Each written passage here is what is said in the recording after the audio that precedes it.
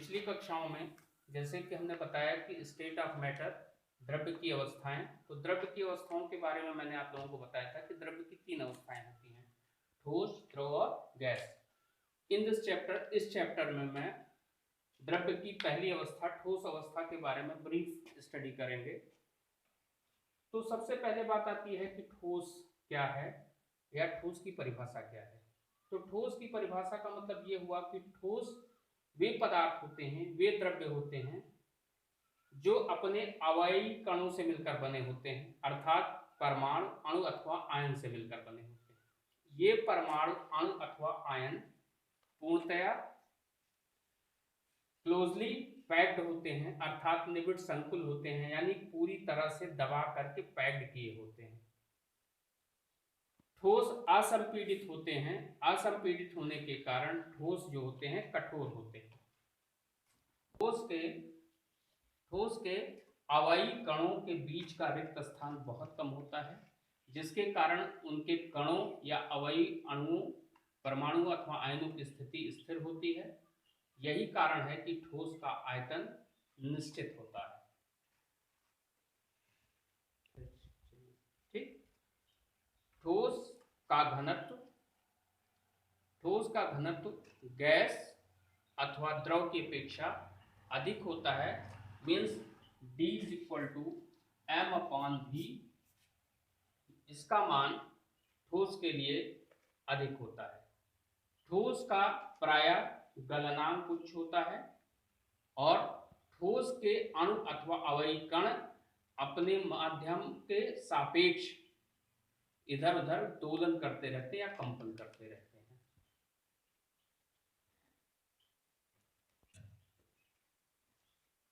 शुरू करें। अब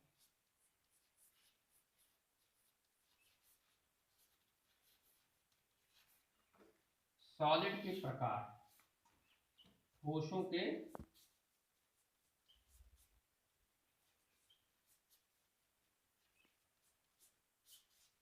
ठोस अपने अवयवी कणों की व्यवस्था के आधार पर 2 प्रकार के होते हैं। नंबर 1 क्रिस्टलाइन,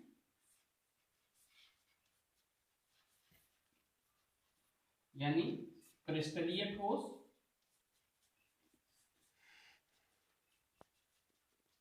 और दूसरा होता है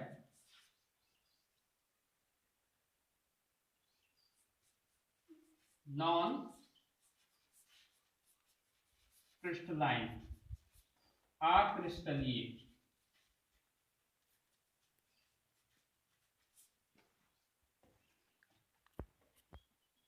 क्रिस्टलाइन सॉलिड, क्रिस्टलीय ठोस। क्रिस्टलीय ठोस के बारे में इस तरह से डिफाइन कर सकते हैं कि क्रिस्टलीय ठोस की ज्यामिति आकार निश्चित होता है, उनकी एक फिक्स ज्योमेट्री होती है जहां पर ये इनके कण या इनके अवयवी कण, परमाणु, अणु अथवा आयन फिक्स रहते हैं, स्थिर रहते हैं। दूसरी चीज, इनके अवयवी कणों की व्यवस्था दीर्घ परासरी होता है, अर्थात वाइड रेंज होता है इनके अणुओं की, जिसके कारण इनका आकृति अथवा आकार निश्चित होता है। चौथी चीज क्या है, ये वास्तविक ठोस होते हैं। वास्तविक ठोस होते हैं, एक्चुअल ठोस इन्हीं को कहते हैं, एक्चुअल सॉलिड यही कहलाते हैं। इनका गलनांक निश्चित होता है और ये विषमदैशिक होते हैं। विषमदैशिक और समदैशिक को अभी मैं आगे थोड़ा सा एक्सप्लेन करूंगा। इनका उदाहरण जैसे KNO3 potassium nitrate, KCl potassium chloride, NaCl, इसके अतिरिक्त benzoic acid, copper, silver, gold, iron आदि क्रिस्टलाइन सॉलिड, क्रिस्टलीय सॉलिड के उदाहरण हैं। अब बात आती है नॉन क्रिस्टलाइन सॉलिड, यानी अक्रिस्टलीय ठोस की। अक्रिस्टलीय ठोस या नॉन क्रिस्टलाइन सॉलिड जो होते हैं, इनको हम डिफरेंट गुणों के आधार पर पहचान सकते हैं। जैसे कि नॉन क्रिस्टलाइन सॉलिड जो होता है, उनकी ज्यामिति आकार अथवा स्थिति क्या होती है, स्थिर नहीं होती, निश्चित नहीं होती, इसीलिए वो किसी भी आयतन अथवा आकार के हो सकते हैं। दूसरी चीज क्या है, इनके अवयवी कणों की व्यवस्था, जैसे यहाँ दीर्घ पराशरी होता है वैसे वहां पर लघु पराशरी होता है, अर्थात शॉर्ट रेंज होते हैं, जिसके कारण वो नरम होते हैं, नाजुक होते हैं, या कह लीजिए कि उनमें कुछ हद तक बहने का भी गुण पाया जाता है। तीसरी चीज क्या है, ये वास्तविक ठोस होते हैं। वहां पर क्या होता है, नॉन क्रिस्टलाइन में ये आभासी ठोस होते हैं और अतिशीतक होते हैं। कहने का तात्पर्य हुआ कि उनमें पानी जैसे बहने का गुण पाया जाता है। इसके अतिरिक्त अक्रिस्टलाइन ठोस जो होते हैं उनका गलनांक निश्चित नहीं होता, वो एक पर्टिकुलर परास पे धीरे धीरे गलते रहते हैं, पिघलते रहते हैं। चौथी चीज कि नॉन क्रिस्टलाइन ठोस जो होते हैं, अक्रिस्टलीय ठोस जो होते हैं, वो समदैशिक होते हैं, अर्थात उनको किसी भी प्लेन से काटते हैं तो वो बराबर भागों में विभक्त हो जाते हैं। फिर से कांच, पीवीसी, टेफ्लॉन, रेसे, फाइबर आदि अक्रिस्टलीय ठोस के उदाहरण हैं। अब बात आती है लिक्विडेटेड लिक्विड, अतिशीतित द्रव। अतिशीतित द्रव यानी अक्रिस्टलीय ठोस जिसमें जल की तरह बहने का गुण पाया जाता है, अतिशीतित द्रव कहलाता है। जैसे कांच, कांच एक अक्रिस्टलीय द्रव है और इसको द्रव्य है, इसलिए इसको अतिशीतित द्रव कहते हैं, क्योंकि कांच में भी जल की तरह बहने की क्षमता पाई जाती है। यद्यपि इनके कणों में ठोस का गुण पाया जाता है, जिसके कारण बहने की यह क्षमता, यह गुण बहुत स्लो होता है और दिखाई नहीं देता है।